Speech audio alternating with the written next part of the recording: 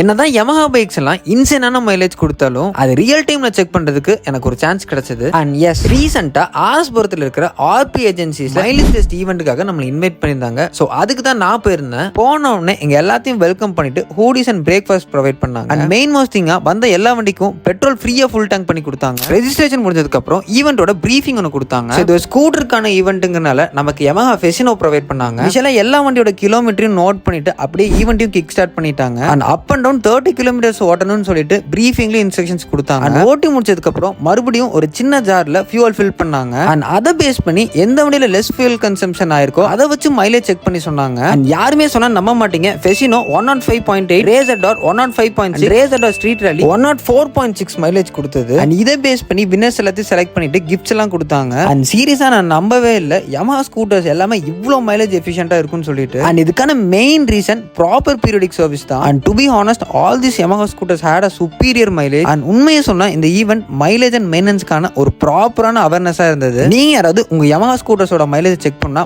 மறக்காம next time இந்த ஈவென்ட்ல participate பண்ணுங்க. அண்ட் இந்த மாதிரி நிறைய பைக் அண்ட் டிராவல் கண்டென்ட்க்கு மறக்காம TN Darshan பைக் கிட்ட ஃபாலோ பண்ணிட்டு சப்ஸ்கிரைப் பண்ணிக்கோங்க.